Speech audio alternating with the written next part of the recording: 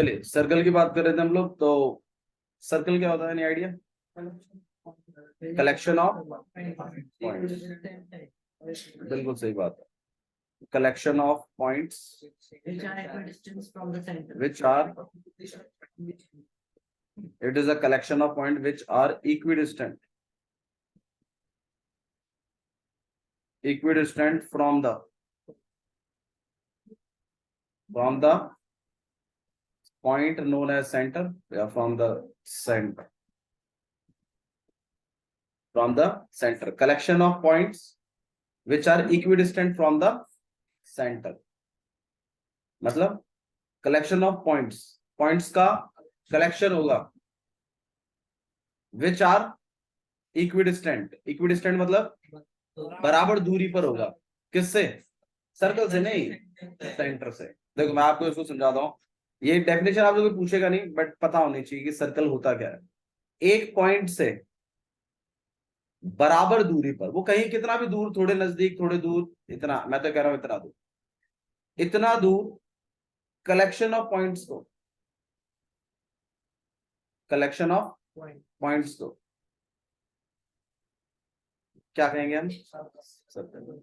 अब ये collection of point जब और नजदीक होने लगते हैं तो क्या बनने लगता है? एक सर्कल बनने लगता है।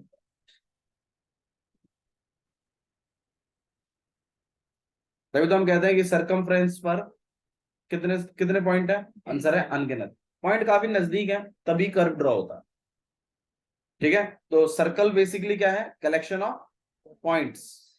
It's a collection of points which are equidistant from the center। ये वाली दूरी अगर 5 सेंटीमीटर की है तो ये वाली दूरी भी कितने की है? 5 सेंटीमीटर। ये वाली दूरी भी कितने की है? 5 सेंटीमीटर। ये वाली दूरी भी 5 सेंटीमीटर। तो बराबर दूरी पर मामला, सेंटर से बराबर दूरी पर है मामला, 5-5 सेंटीमीटर का मामला। ठीक है, तो वो कलेक्शन ऑफ पॉइंट जो कि इक्विडिस्टेंट है क्या कहलाता है? सर्कल कहलाता है। और वो डिस्टेंस क्या कहलाता है? रेडियस। सर्कल में actually centre plays very important role. Circle में आपका सेंटर जो है सबसे इंपॉर्टेंट रोल प्ले करता है। एंड सर्कल का जो बेसिक यूनिट है, जैसे ट्राइंगल का बेसिक यूनिट क्या है? साइड्स और एंगल्स। इसी तरीके से सिलेंडर का बेसिक यूनिट क्या है? Height and radius. Surface area volume अभी हम करके आए हैं, तो आपको क्लियर होना चाहिए मामला। इसी तरीके से सर्कल का बेसिक यूनिट क्या है? रेडियस। इस बात को ध्यान रखिए, सर्कल का बेसिक यूनिट है रेडियस। ठीक है, अच्छा ये तो सर्कल क्या है? It is a collection of points which are equidistant from the centre. समझ में आ गया होगा? ठीक है, बहुत बढ़िया। अच्छा जी, और इसमें सबसे इंपॉर्टेंट रोल कौन प्ले करता है? रेडियस। मतलब सर्कल है तो भाई इसका सेंटर होगा, सेंटर है तो इसका रेडियस भी होगा। अब दो चीजें बड़ी इंपॉर्टेंट है, एक है इसमें सरकमफ्रेंस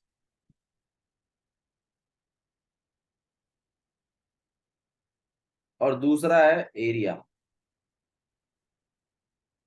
अब आप ये बताइए, अच्छा एक और चीज भी होती है, पेरीमीटर।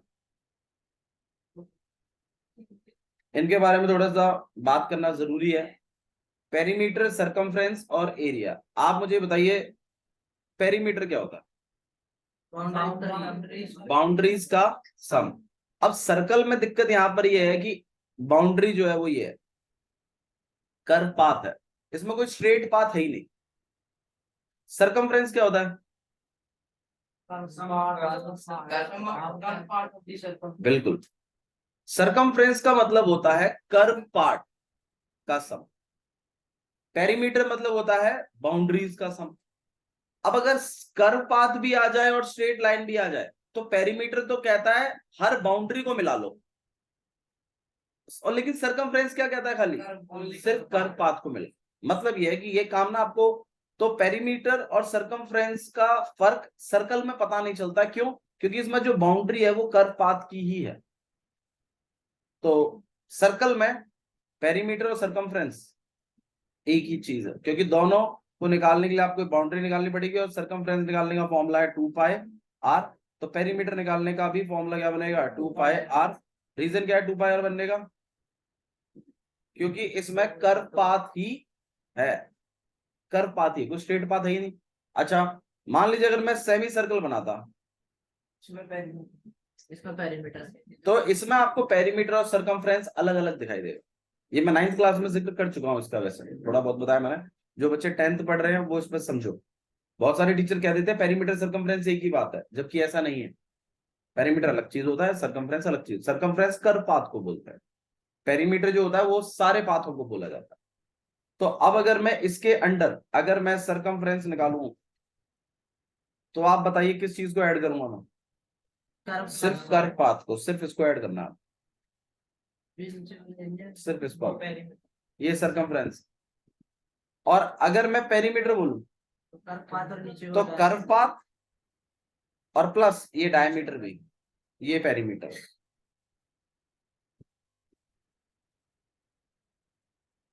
आ रहा है नहीं आ रहा?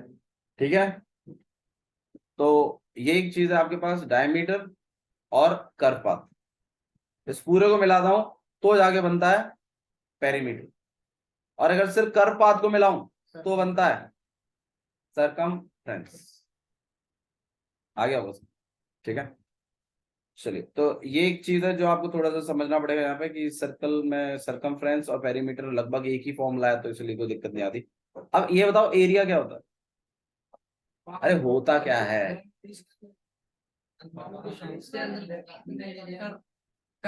हाँ बिल्कुल सही बात है, it is a surface.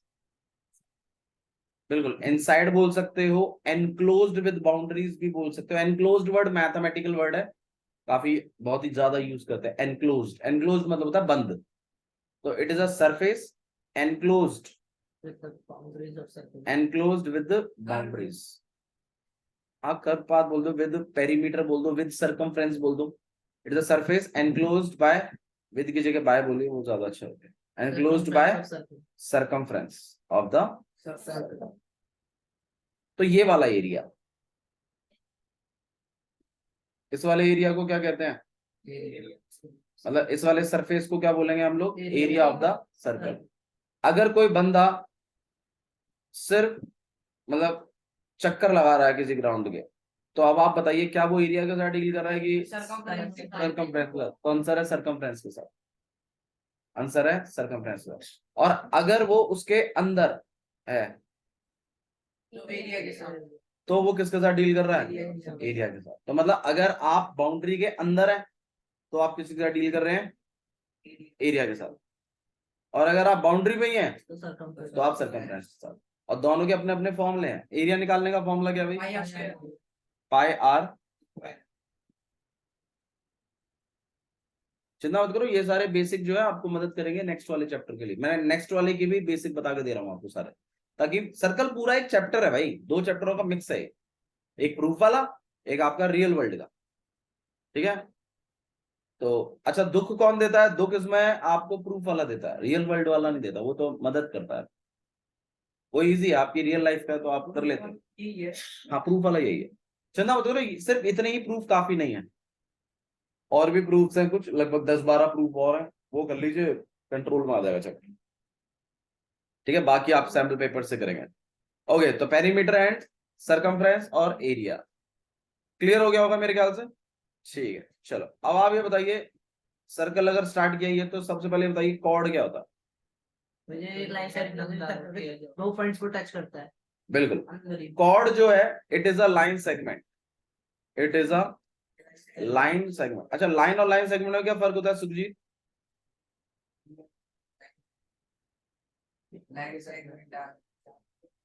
Line आगे बढ़ जाती है, लाइन जो होती है वो एंडलेस होती है। उसमें उसमें देखो लाइन में ऐसा होता है, ऐसे बना के फिर एरो और लगा देते हैं। इससे क्या होता है ना, मामला दोनों तरफ एक्सटेंड होता है। और लाइन सेगमेंट में क्या होता है ना, फुल स्टॉप लगा देते हैं। बिल्कुल, ये तो लाइन सेगमेंट है, और ये जो है ये लाइन है। तो लाइन एंडलेस होती है कि लाइन सेगमेंट एंडलेस होती है? आंसर है लाइन। तो ये वाला जो है ये कितना है? ये क्या है? लाइन। ये वाला क्या है? Line segment. लाइन सेगमेंट क्या होता है भाई? इसका स्टार्टिंग और एंडिंग पॉइंट दोनों। और लाइन क्या होता है? जो एंडलेस होता है, जिसका स्टार्टिंग पॉइंट भी नहीं होता और जिसका एंडिंग पॉइंट भी नहीं होता। इसीलिए एक बात कहते हैं कि ये फिक्स्ड लेंथ नहीं होती, नो फिक्स्ड लेंथ।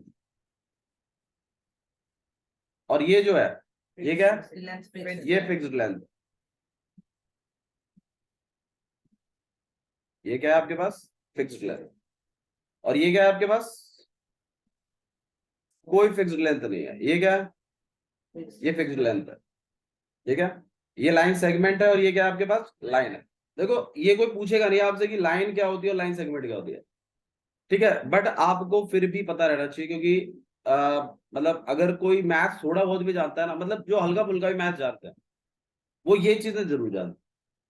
जैसे कहते हैं ना कि भाई, जैसे मतलब a प्लस बी का होल स्क्वायर वाले, तो ऐसा ही है लाइन और लाइन सेगमेंट वाला। मतलब आप कहीं ट्रैवल कर रहे हो, अच्छा बेटा कौन सी क्लास में हो? 10th में। अच्छा इतनी परसेंट आई है बेटा, ये बता लो। उसी से मतलब पता चल जाता है, मतलब उसी से बंदा नॉर्मली ऐसे जज कर देते हैं कि हाँ भाई ठीक है, इतना ही आता है फिर तो ये वो क्वेश्चंस हैं जो आपसे पूछे जा सकते हैं। ठीक है, तो लाइन और लाइन सेगमेंट। कॉर्ड कोई नहीं पूछेगा तुमसे, जिसको हल्का फुल्का मैथ्स आता हो कभी कॉर्ड पूछेगा ही नहीं तुमसे, क्योंकि उसको खुद ही नहीं आता कॉर्ड क्या होता है। हल्का फुल्का मैथ्स वाला लाइन लाइन सेगमेंट पूछेगा, a प्लस बी का होल स्क्वायर पूछेगा, पहाड़े पूछेगा। ठीक है, तो ये सब मतलब जनरल मैथ्स है। ठीक है, तो चलिए कॉर्ड के बारे में बात करते हैं। कॉर्ड क्या है? It is a line segment. Chord क्या है? It is a line segment.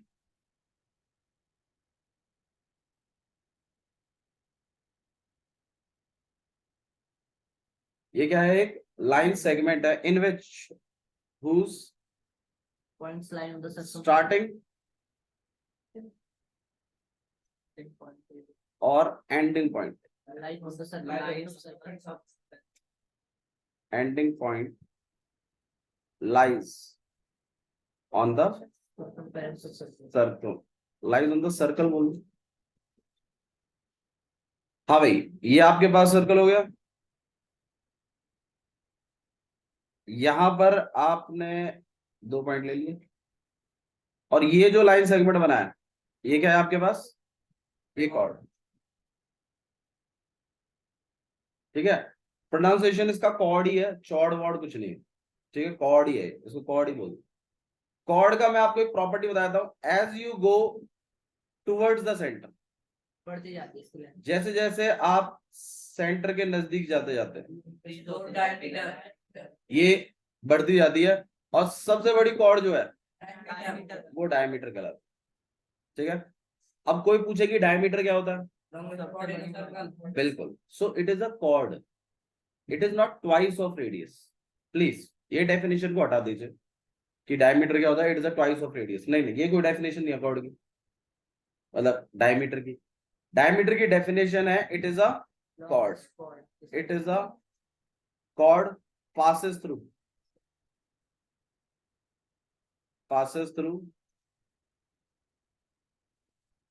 center।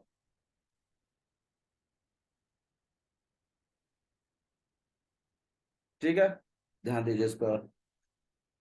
भाई ये आपके पास एक सर्कल हो गया, और ये आपने क्या बना दिए? कॉर्ड। ये आपका क्या है? सेंटर। जैसे जैसे आप नजदीक जाएंगे लेंथ बढ़ती जाएगी, और सबसे बड़ी लेंथ सेंटर से पास. कहां से पास करेगी? सेंटर. सेंटर से, और उसे हम क्या बुलाएंगे? डायमीटर। डायमीटर। अच्छा जी, ये इस तरीके से हो गया, ये यहाँ हो गया, और ये वाला भी क्या कहलाएगा? डायमीटर कहलाएगा। अच्छा इसी तरीके से यार ये वाला भी क्या कहलाएगा? डायमीटर कहलाएगा। तो सिर्फ ऐसे ही डायमीटर बनता है ऐसा कुछ नहीं है। ठीक है, कॉर्ड ऐसे ही बन सकता है, ऐसे ही बन सकता है, कैसे ही बन सकता है। ठीक है, तो डायमीटर क्या है Sukhjeet? Which passes through the centre. ये बोलना जरूरी है, चाहे बेशक लॉन्गेस्ट मत बोलो। It is a chord, simple बोलो। ये क्या है? एक कॉर्ड है जो कहां से पास कर रहा है? सेंटर से। It is a cord passes through the. ठीक है, चलिए नेक्स्ट देखते हैं। सीकेंट क्या होता है भाई गर्वित?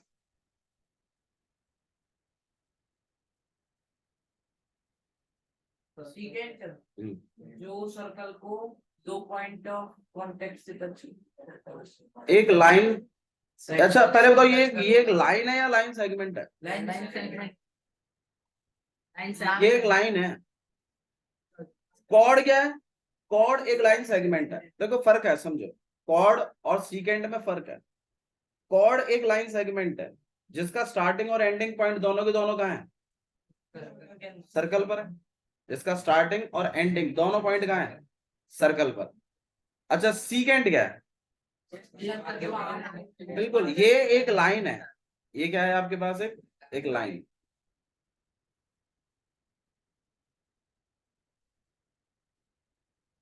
ये एक लाइन है जो कि सर्कल को कट करता है 2 पॉइंटों पर, और वो भी डिस्टिंक्ट। 2 पॉइंटों पर काटता है, 2 डिस्टिंक्ट पॉइंटों पर काटता है। कौन? सीकेंट। वो सर्कल को काटता है। तो अगर कोई पूछे कि सीकेंट क्या है, बताओ वर्ड्स क्या है? It is a line. It is a line. It is a line which cuts the circle at 2 distinct points.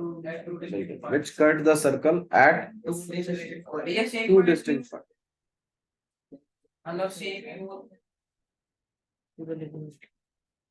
Actually उसको अलग से एक नाम दिया, उसको एक नाम दिया गया, उसको टेंजेंट बोलते हैं। वो तो एक ही होता है। हाँ, वो एक ही पॉइंट पे तो बनेगा। तो सीकेंट अगर कोई पूछे क्या है, तो सीकेंट क्या है? It is a line. It is a line which cuts the circle eight 2 distinct point. जो एक सर्कल को कट करता है 2 पॉइंटों पर, क्या कहलाता है? सीकेंट। ठीक है, जैसे ये आपके पास सर्कल हो गया, यहाँ पे आपकी लाइन आई और ये कट करके चलेगी 2 पॉइंटों। ठीक है, ये ए पॉइंट है और यहाँ पर बी पॉइंट। ठीक है, अच्छा जी, अब ये बताइए टेंजेंट क्या है? सुखजीत कॉर्ड क्या? हिंदी में बता दो, कोई दिक्कत नहीं है, बताओ। एक लाइन सेगमेंट है भैया जिसका स्टार्टिंग और एंडिंग पॉइंट दोनों कहाँ होते हैं? सर्कल पर ही होते हैं। ठीक है, अच्छा जी नेक्स्ट। सीकेंट क्या होता है? अरे हाँ, एक लाइन। बोलो क्या? एक लाइन जो सर्कल को क्या करती है? 2 पॉइंटों पे काटती है। 2 पॉइंटों पर काटती है। टेंजेंट क्या है? बिल्कुल, जो सर्कल को टच करती हुई जाती है। यहां तक कि टेंजेंट की डेफिनेशन में तो ये भी लिखा है। अब ये एक लाइन है कि लाइन सेगमेंट है? तो आंसर है ये एक लाइन है। टेंजेंट की डेफिनेशन में तो ये भी लिखा हुआ है कि it is the special case of the secant. Tangent एक स्पेशल केस है किसका? सीकेंट का, जो कि सर्कल को टच करता हुआ जाता है। ठीक है, तो टेंजेंट क्या है आपके पास? It is a line. It is a line which cuts the circle, नहीं which touches the circle. It's not cutting. या इंटरसेक्ट बोलना भी एक्चुअली कट करना हो जाता है। which touches the circle at a point. touches the circle at a point. ठीक है, और इधर लिख दीजिए पॉइंट ऑफ कॉन्टैक्ट।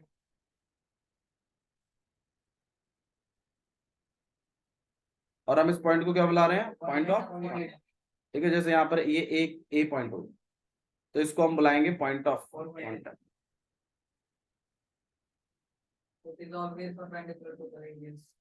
हाँ, उन पे हम बात करेंगे। अभी फिलहाल के लिए हम कुछ चीजों के बारे में बात करें। कल हमने किसके बारे में बात करी? कॉर्ड। कॉर्ड क्या होता है? ये एक लाइन सेगमेंट है जिसका जिसका स्टार्टिंग और एंडिंग स्टार्टिंग और बोला करो, स्टार्टिंग एंडिंग। ठीक है, स्टार्टिंग एंड एंडिंग पॉइंट दोनों कहाँ होते हैं?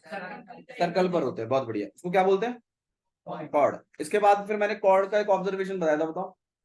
जैसे हम इसको ऊपर ले जाते हैं, ऊपर नहीं, जैसे जैसे हम इसको सेंटर के नजदीक ले जाते हैं, ऊपर मत बोलो। बहुत बढ़िया। जैसे जैसे आप कॉर्ड को सेंटर के नजदीक लेते जाएंगे, आपका कॉर्ड का लेंथ बढ़ता जाएगा। और सबसे बड़ा लेंथ कहां से पास करता है? सेंटर पे से। और उस सबसे बड़ी कॉर्ड को क्या बोलते हैं? ये है एक्चुअल प्रॉपर्टी, ये है फैक्चुअल बात, बिल्कुल फैक्ट। हाँ, ऐसा ऐसा होगा। ठीक है जी। उसके बाद फिर हमने कॉर्ड पढ़ लिया। कॉर्ड के बाद हमने क्या पढ़ा? सीकेंड। सीकेंड क्या होता है? 2 पॉइंट को नहीं, जो सर्कल को, जो लाइन सर्कल को कट करती हुई जाती है 2 पॉइंटों पर, उसको क्या कहते हैं? सीकेंड। अच्छा, सीकेंड का अगर सेंटर की तरफ बढ़ेंगे तो मामला क्या होगा? इसके बारे में कोई ऑब्जर्वेशन नहीं था। लाइन सेगमेंट में तुमने ऑब्जर्वेशन किया कॉर्ड के ऊपर, तुमने सीकेंड पे ऑब्जर्वेशन क्यों नहीं किया? बहुत बढ़िया भाई, वो लाइन सेगमेंट थोड़ी है, वो तो लाइन है। और लाइन की लेंथ के बारे में बात नहीं करते, वो तो एंडलेस है ना, इसलिए सीकेंड का कोई ऑब्जर्वेशन नहीं। अच्छा जी, नेक्स्ट टेंजेंट क्या होता है? बहुत बढ़िया, जो लाइन सर्कल को एक ही पॉइंट पे क्या करे? टच करे, वो लाइन क्या कहलाती है? टेंजेंट। और वो पॉइंट क्या कहलाता है? Point of contact. अब इस पर थोड़ी सी हम बात करेंगे, क्यों? क्योंकि ये इस चैप्टर में इन्वॉल्व है, टेंजेंट। ठीक है। अच्छा जी, तो इस पर थोड़ा सा हम बात करेंगे। एक सर्कल पे, मेरे क्वेश्चन को ठीक से सुनिएगा प्लीज, एक सर्कल पे कितनी टेंजेंट्स बनाई जा सकती है? आंसर है क्यों, बताओ। सर्कल काफी सारे पॉइंट है, तो अलग अलग टेंजेंट अलग। बिल्कुल सही बात। भाई देखो, सर्कल पर अनगिनत पॉइंट है। टेंजेंट क्या होती है?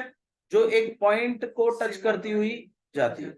अच्छा, अब अगर मान लीजिए, अगर आपने, अगर वो लाइन भी है, मान लो ऐसे भी 2-3 पॉइंटों से टच करती जा रही है, आंसर है नहीं। भाई ये जो मैंने बनाया ना, ये प्रॉपर सर्कल नहीं। आप प्रॉपर सर्कल बना के देखो, एक ही पॉइंट आता है एक ही सिधाई में, एक्चुअल में। अच्छा जी, अब जैसे ही आप उस पर टेंजेंट बनाते हैं, जैसे आप उस पर क्या बनाते हैं? टेंजेंट।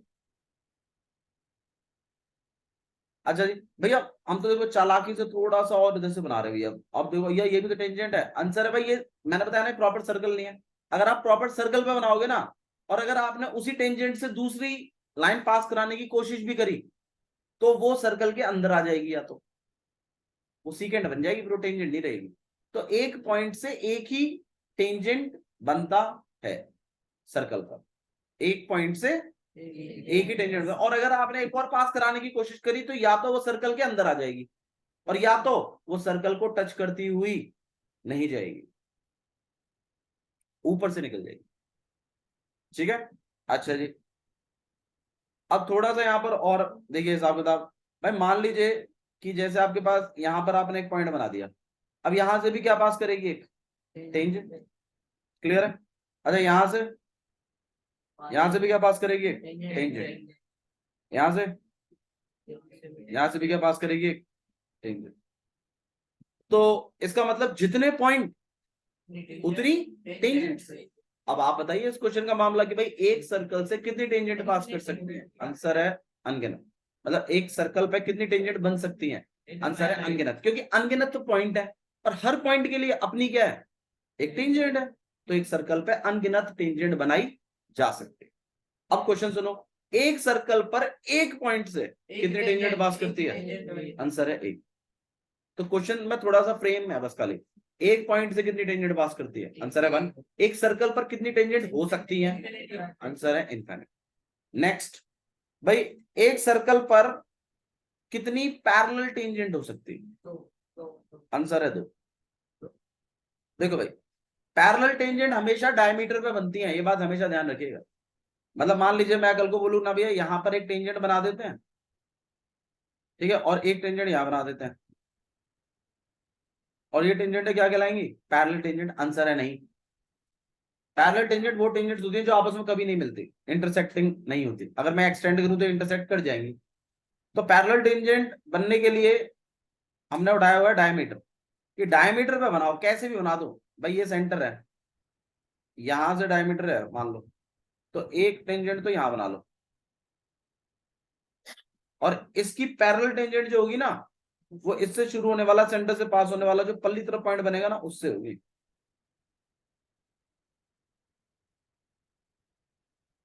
अच्छा जी, इसी तरीके से जैसे मान लीजिए यहां एक पॉइंट है, यहां मैंने एक टेंजेंट बनाई, अब इसकी पैरेलल टेंजेंट कहां बनेगी भाई, इसी से पास होता हुआ पल्ली तरफ जो डायमीटर बनेगा वहां बनेगी। ठीक है, तो थोड़ा सा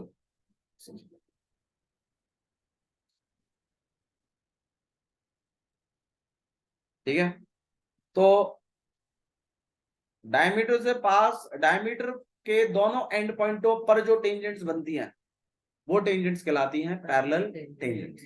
अब आप ये बताइए, एक बार में एट अ टाइम कितनी पैरेलल टेंजेंट्स बन सकती है? आंसर है सिर्फ 2। ये पूछा गया है कुछ, उन्होंने पूछा है how many parallel tangents can be drawn on a circle at a time, तो आंसर है 2। अब उन्होंने इस तरीके से पूछा how many pair of tangents can be drawn, तो आंसर है 1 पेयर। पेयर मतलब खुद अपने आप में जोड़ा होता है। ठीक है, तो मैं, अच्छा जी, हाँ भाई, तो पैरेलल टेंजेंट कितनी बनती है एक सर्कल पर? आंसर है 2। और पेयर कितने बनते हैं? आंसर है 1। ठीक है, क्लियर है? अच्छा जी, नेक्स्ट। अब ये बताओ, एक सर्कल है, उसमें सेंटर है, एक और चीज भी होती है, आर्क। आर्क क्या होता है भाई? Part of circumference. बिल्कुल, ये मैं पढ़ा चुका हूँ तुम लोग को, पिछले साल पढ़ा दिया था, सब पढ़ा देते हैं। बोलो तो एग्जैक्ट वही डेफिनेशन बोल रहे जो मैं बोल रहा हूँ। चलो ठीक है, आर्क क्या होता है? It is a part of circumference. ये सरकमफ्रेंस का पार्ट है, it is a part of circumference drawn between 2 points on the circle, drawn between 2 points,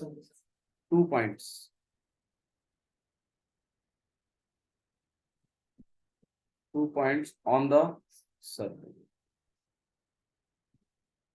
circle पर 2 पॉइंटों के बीच का जो सरकमफ्रेंस का पार्ट है ना, उसे क्या कहते हैं हम लोग? आर्क कहते हैं। हाँ, कह सकते हो, 2 तरह की होती है, जैसे यहाँ पर ए और लेट इट बी बी मैं कह रहा हूँ यहाँ पर।